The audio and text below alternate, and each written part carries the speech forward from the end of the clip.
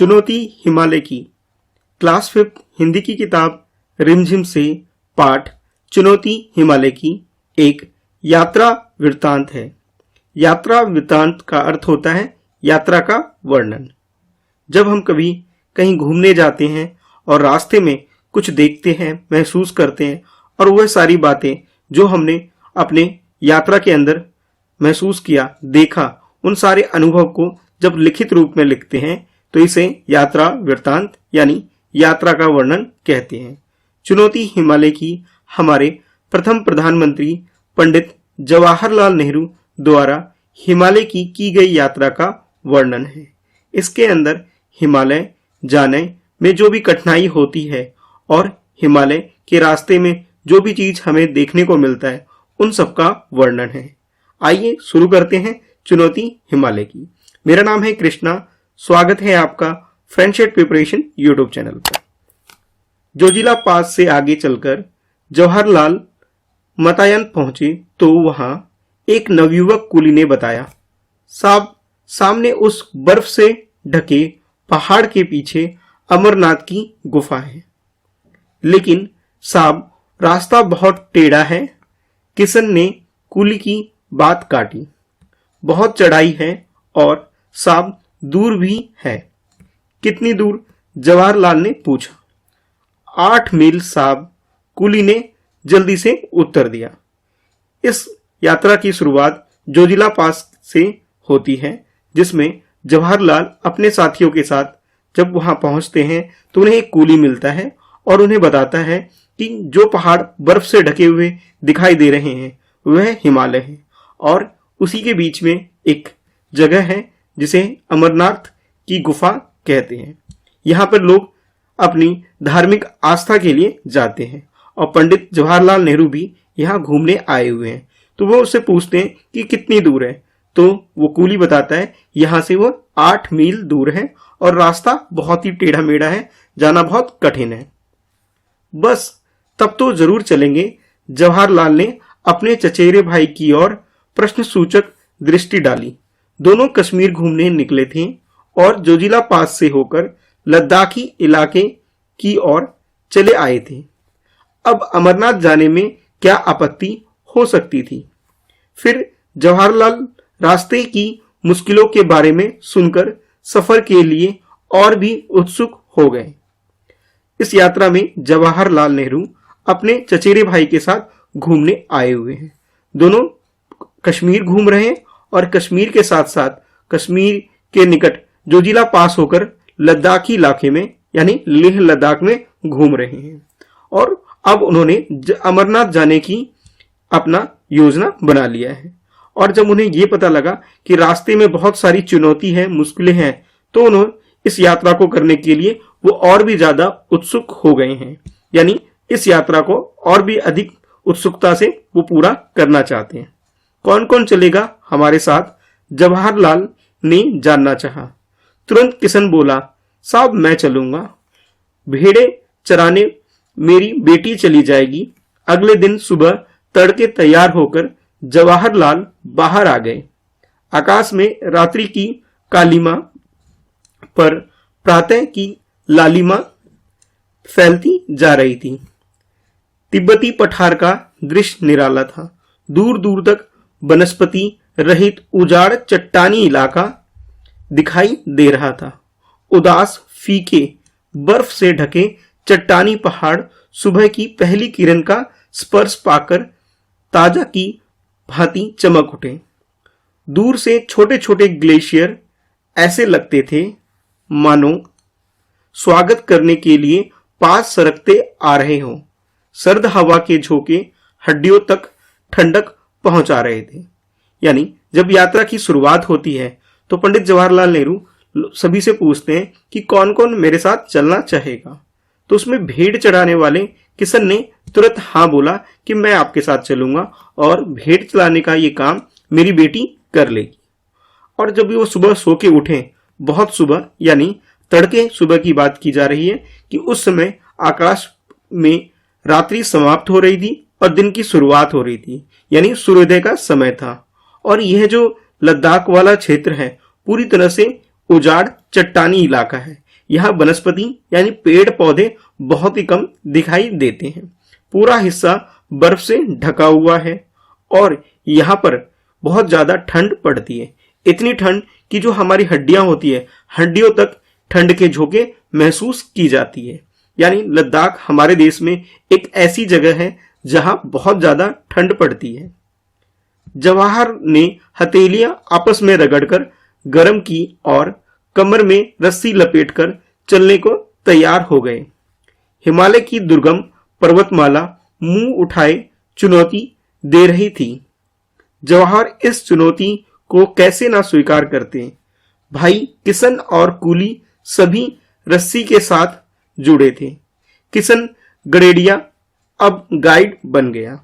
यानी इस यात्रा में जवाहर के साथ उसके चचेरे भाई, एक किशन गड़ेड़िया उसके साथ जा रहा था और इसके अलावा वह सभी इस दुर्गम पर्वत माला को जाने के लिए एक रस्सी में खुद को बांध लिया था। जब भी हम पहाड़ पे चढ़ाई करते हैं तो सभी लोग एक रस्सी को पकड़कर इसमें चढ़ाई करते हैं ताकि अगर किसी का पैर फिसले तो दूसरा उसे पकड़ ले, उसे संभाल ले। इसलिए सभी अपने कमर में या अपने शरीर में कहीं पर रस्सी बांधकर रस्सी को पकड़ पकड़ कर चलते हैं ताकि कोई गिरे ना और किसी को चोट ना लगे, और अगर कोई गिर भी जाए तो दूसरा उस रस्सी से उसे खींच सके और चोट ना लगे। बस 8 मील ही तो पार करने हैं। जोश में आकर जवाहरलाल चढ़ाई चढ़ने लगे। यूं 8 मील की दूरी कोई बहुत नहीं होती, लेकिन इन पहाड़ी रास्तों पर 8 कदम चलना दूभर हो गया था। यानी अगर हम समतल जमीन की बात करें वहां पर 8 मील चलना कोई बहुत बड़ा दूरी नहीं है, लेकिन पहाड़ी क्षेत्र में 8 कदम चलना भी बहुत मुश्किल काम है, क्योंकि पहाड़ पे चढ़ना आसान काम नहीं होता। इसमें चोट लगने की पूरी संभावनाएं होती हैं। इसलिए इस यात्रा वृत्तांत में यानी यात्रा वर्णन में आपको बताया जा रहा है कि इस पहाड़ी क्षेत्र में 8 कदम चलना भी बहुत दुर्भर यानी कि बहुत मुश्किल काम है। एक एक डग भरने में कठिनाई हो रही थी। रास्ता बहुत ही वीरान था। पेड़ पौधे की हरियाली के अभाव में एक अजीब खालीपन सा महसूस हो रहा था। कहीं एक फूल दिख जाता तो आंखों को ठंडक मिल जाती। दिख रही थी सिर्फ पथरीली चट्टानें, सफेद बर्फ। फिर भी इस गहरे सन्नाटे में बहुत सुकून था। एक और सूं-सूं करती बर्फीली हवा बदन को काटती तो दूसरी ओर ताजगी और स्फूर्ति दे जाती। यानी इस रास्ते का वर्णन कुछ इस प्रकार से किया गया है कि रास्ते में पेड़ पौधे नहीं होते, यानी यहाँ पे हरियाली का अभाव है। कहीं कहीं पे फूल वगैरह देखने को मिल जाते हैं, यानी छोटे पौधे देखने को मिल जाते हैं, तो अच्छा महसूस करते थे लोग जो भी यात्रा करते हैं। और ये पूरा रास्ता पथरीली चट्टानों जैसा है। यहाँ पर सिर्फ चट्टानें हैं, सफेद बर्फ है और ठंड बहुत ज्यादा है और हवा भी बहुत ही ठंडी होती है। यहाँ की हवा सूसू बर्फीली चलती है कि शरीर को बहुत ठंडक देती है। और बीच में अगर हमें कुछ धूप मिल जाए या फिर कहीं पे छोटे मोटे पौधे मिल जाए तो हमें अच्छा महसूस होता है। यानी ये बिल्कुल ही एक सुनसान जैसा हिस्सा है जहां पर लोग जाते हैं तो कोई शोर शराबा सुनने को महसूस नहीं होता, यानी पूरे रास्ते में बिल्कुल शांति रहती है। जवाहरलाल बढ़ते जा रहे थे। जो जो ऊपर चढ़ते गए त्यों त्यों सांस लेने में दिक्कत होने लगी। एक कूली की नाक से खून बहने लगा। जल्दी से जवाहरलाल ने उसका उपचार किया। खुद उन्हें भी कनपटी की नसों में तनाव महसूस हो रहा था। लगता था जैसे दिमाग में खून चढ़ आया हो। फिर भी जवाहरलाल ने आगे बढ़ने का इरादा नहीं बदला। जब वे रास्ते में जा रहे थे, जैसे जैसे आगे की तरफ वो बढ़ रहे थे, वैसे वैसे उन्हें सांस लेने में दिक्कत आ रही थी। जब भी हम पहाड़ पे जाते हैं और जितनी ऊंचाई चढ़ते जाते हैं तो हमें ऑक्सीजन की कमी महसूस होती है। इस वजह से हमें सांस लेने में बहुत ज्यादा दिक्कत का सामना करना पड़ता है। तो इनके साथ जाने वाला कूली, उसे बहुत ज्यादा परेशानी होने लग गई। उसके नाक में से खून भी बहने लगा।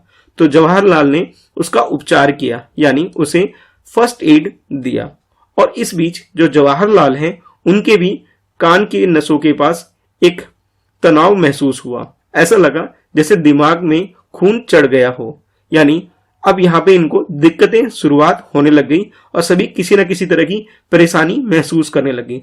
तब पर भी जवाहरलाल का पहाड़ पे चढ़ने का इरादा नहीं बदला, यानी वह अभी भी आगे जाना चाहते थे।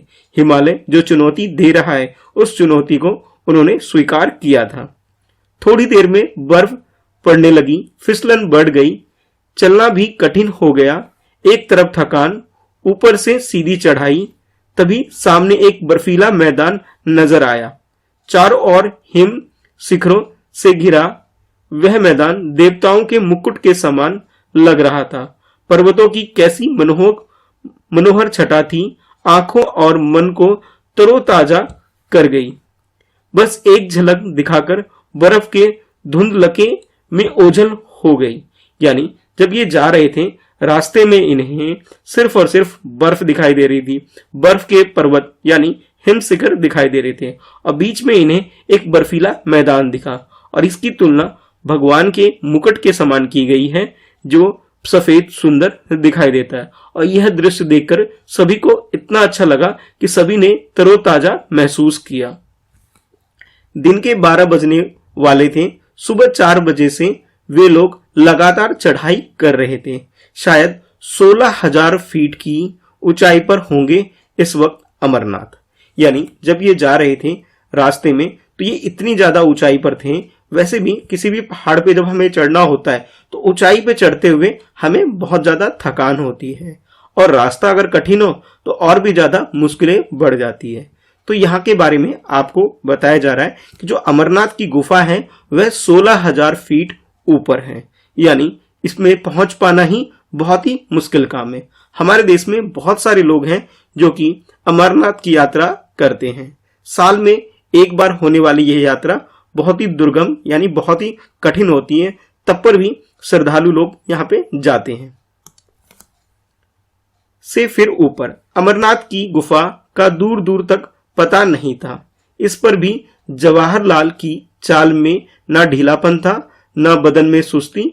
हिमालय ने चुनौती जो दी थी, निर्गम पथ पर पार करने का उत्साह उन्हें आगे खींच रहा था। साहब लौट चलिए, वापस कैंप में पहुंचते पहुंचते दिन ढल जाएगा, एक कूली ने कहा। लेकिन अभी तो अमरनाथ पहुंचे नहीं। जवाहरलाल को लौटने का विचार पसंद नहीं आया, यानी रास्ता बहुत ही कठिन होने के कारण उनके साथ जाने वाला कूली ने उन्हें बोला कि चलिए हम लोग वापस चलते हैं और कैंप में जाकर थोड़ा आराम कर लेते हैं। लेकिन अभी तक तो वह अमरनाथ नहीं पहुंचे थे और ये रास्ता इतना कठिन था कि हिमालय मानो इनको एक चुनौती दे रहा हो कि आओ मेरे पास आओ, घूमकर जाओ। तो इस वजह से जो जवाहरलाल नेहरू है उन्होंने पीछे जाना पसंद नहीं किया। यानी ये जो चुनौती उन्हें पहाड़ों ने दे रखी है, हिमालय ने दे रखी है, उस चुनौती को उन्होंने स्वीकार कर रखा है और इस वजह से लौटने का विचार उनको बिल्कुल भी पसंद नहीं आया। वह तो दूर बर्फ के उस मैदान के पार हैं।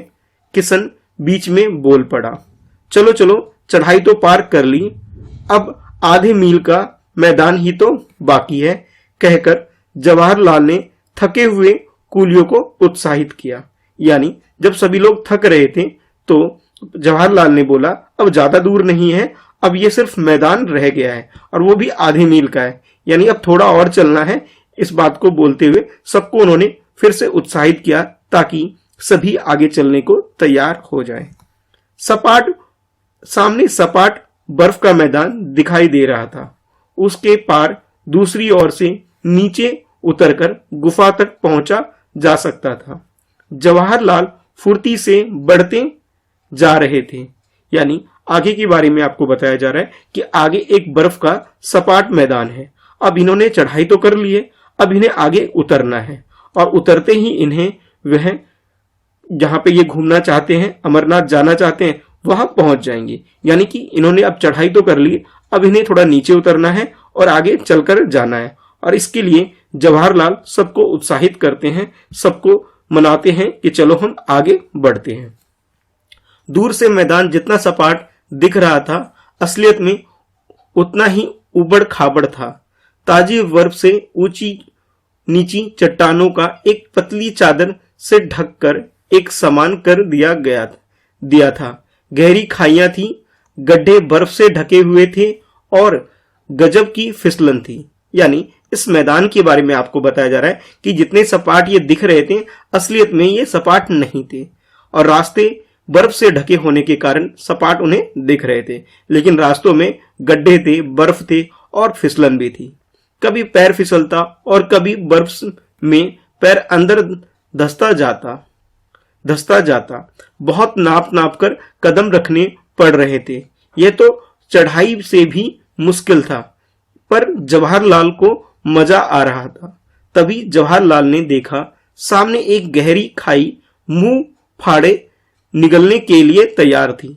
अचानक उनका पैर फिसला, वे लड़खड़ाए और इससे पहले कि संभल पाए वे खाई में गिर पड़े।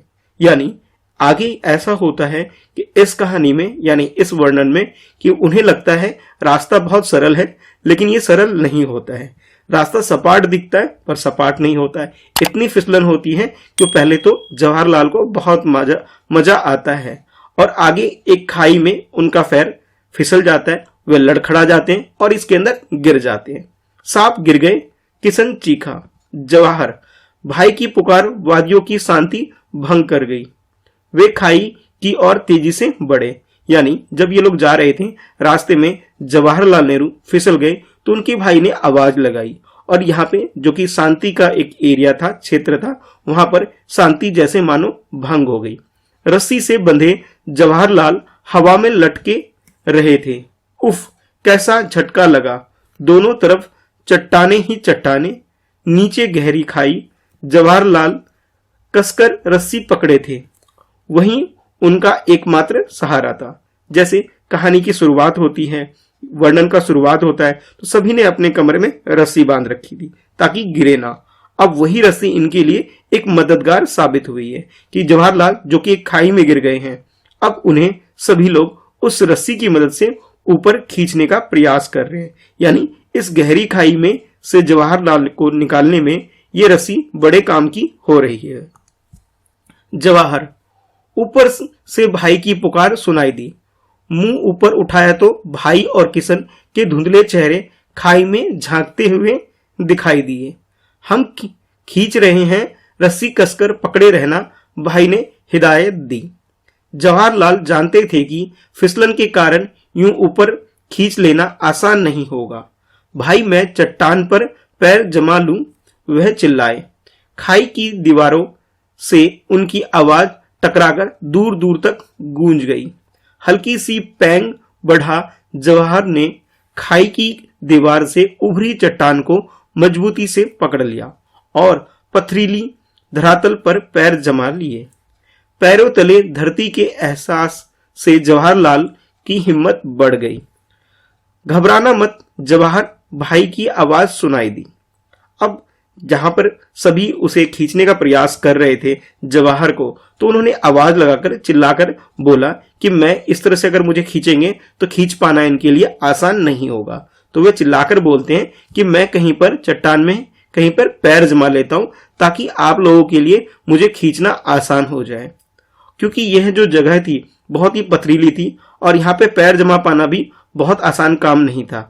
फिर भी जवाहर ने पैरों को जमाया और जो उनके साथ कूली और उनके छोटे भाई थे वो उन्हें खींच रहे थे। मैं बिल्कुल ठीक हूं कहकर जवाहरलाल मजबूती से रस्सी पकड़ एक एक कदम ऊपर की ओर बढ़ने लगे। कभी पैर फिसलता, कभी कोई हल्का फुल्का पत्थर पैरों के नीचे से सरक जाता तो वह मन ही मन कांप जाते और मजबूती से रस्सी पकड़ लेते। रस्सी से हथेलियां भी जैसे कटने लगी थीं, पर जवाहरलाल ने उस तरफ ध्यान नहीं दिया। कूली और किशन उन्हें खींचकर बार बार ऊपर चढ़ने में मदद कर रहे थे। धीरे धीरे सरक कर किसी तरह जवाहरलाल ऊपर पहुंचे। मुड़कर ऊपर से नीचे देखा कि खाई इतनी गहरी थी कि कोई गिर जाए तो उसका पता भी ना चले। यानी इनके जवाहर के साथ आए हुए कूली और किशन ने उन्हें बहुत मजबूती से खींचा। जब उन्हें खींच रहे थे तो जवाहरलाल ने जो रस्सी पकड़ रखी थी वह रस्सी उनके हाथों में जलन दे रही थी, यानी उनके लिए भी बहुत मुश्किल हो रही थी। फिर भी जैसे तैसे करके जवाहरलाल को ऊपर की तरफ खींचा गया और जब उन्होंने दोबारा नीचे उस खाई में देखा तो उन्हें महसूस हुआ, पता लगा कि अगर इसमें कोई गिर जाए तो ऊपर आ पाना बिल्कुल भी आसान नहीं है, यानी अगर कोई गिर जाए तो उसका पता भी ना चले कि वो कहां चले गए। शुक्र है भगवान का, भाई ने गहरी सांस ली। साहब चोट तो नहीं आई, एक कूली ने पूछा। यानी जब वो सभी जा रहे थे तो उनके भाई ने जब उन्हें खींचा, उनके भाई जब ऊपर आए तो उनके भाई ने बोला कि भाई अब ठीक है, भगवान का शुक्र है कि आपकी जान बच गई, अब आपको चोट वोट तो नहीं आई। इस तरह से एक कूली ने पहुंचा, गर्दन हिला, कपड़े झाड़, जवाहरलाल फिर चलने को तैयार हो गए। इस हादसे से हल्का सा झटका जरूर लगा, फिर भी जोश ठंडा नहीं हुआ। वह अब भी आगे जाना चाहते थे। आगे चलकर इस तरह की गहरी और चौड़ी खाइयों की तादाद बहुत थी। खाइयां पार करने का उचित सामान भी तो नहीं था। निराश होकर जवाहरलाल को अमरनाथ तक का सफर अधूरा छोड़कर वापस लौटना पड़ा। अमरनाथ पहुंचने का सपना तो पूरा न हो सका, पर हिमालय की ऊंचाइयां सदा जवाहरलाल को आकर्षित करती रही। यानी पंडित जवाहरलाल नेहरू जो कि अमरनाथ की यात्रा करने के लिए निकले थे, उन्हें बीच में ही अपना यह सफर यात्रा छोड़ना पड़ा, क्योंकि ये रास्ता बहुत ही कठिन था और रास्ते में जो भी जरूरत की चीजें हैं, रास्ते को पार करने के लिए जिन चीजों की जरूरत थी वे चीजें उनके पास नहीं थी और रास्ता बहुत ही गहरा, कहीं खाई और कहीं पे ऊंची ऊंची पहाड़ियां थी। ऐसे में आगे जा पाना उनके लिए बहुत ही मुश्किल हो रहा था। लेकिन ये यात्रा तो वह कभी पूरी नहीं कर पाए, लेकिन हमेशा हिमालय की ऊंचाइयां उन्हें हमेशा आकर्षित करती रही और उन्हें चुनौती देती रही कि वो कभी और घूमने आए। तो इस यात्रा वर्णन को सुरेखा पंडिकर ने लिखा है, जिसने हिमालय जाने की पंडित जवाहरलाल नेहरू की यात्रा के बारे में हमें बताया है कि किस प्रकार का रास्ता है, किस तरह की चुनौती रास्ते में आती है और कैसे लोग इसे पार करके आगे जाते हैं। पंडित जवाहरलाल नेहरू ने तो इस यात्रा को पूरा नहीं किया, अमरनाथ तक नहीं पहुंचे, लेकिन हमारे देश में बहुत सारे ऐसे लोग हैं जो हर साल इस यात्रा को पूरा करते हैं, इस दुर्गम रास्ते से होकर गुजरते हैं। तो कैसी लगी आपको ये कहानी चुनौती हिमालय की, मुझे कमेंट में जरूर बताइए। क्या आपने कभी किसी पर्वत या पहाड़ की चुनौती स्वीकार कर उस पर चढ़ाई की है? तो मुझे कमेंट में जरूर बताना। या आप किसी ऐसी जगह रहते हैं जहां पर पर्वत या पहाड़ आप आसानी से देख पाते हैं, वहां जाते हैं, उनके बारे में मुझे जरूर बताना। कमेंट करके बताना वीडियो आपको कैसी लगी, कौन सी बात आपको सबसे ज्यादा पसंद आई और कौन सी बात आपको बिल्कुल भी पसंद नहीं आई, इसके बारे में भी जरूर बताना। ठीक है, तो वीडियो लाइक करना, अपने दोस्तों में से शेयर करना और हिमालय की चुनौती का दूसरा भाग यानी सेकंड पार्ट जरूर देखना, जिसके अंदर मैंने आपको इसके प्रश्नोत्तर करवाए हुए हैं। ठीक है, कुछ सजेशन देना चाहते हो वीडियो के बारे में या नेक्स्ट वीडियो आप किस टॉपिक पे देखना चाहते हो, तो आप मुझे इंस्टाग्राम पर मैसेज कर सकते हैं। मेरी आईडी है @Mr. Krishna Shah, जहां आप मैसेज करके मुझे बता सकते हैं कि अगली वीडियो आप किस पे देखना चाहते हैं। सब्जेक्ट, टॉपिक, चैप्टर, ये सारी चीजें आप मेंशन कर सकते हैं अपने मैसेज के अंदर। ठीक है, चलिए फिर मिलते हैं फिर नेक्स्ट वीडियो में। इस वीडियो में इतना ही है। ठीक, thanks for watching, bye bye.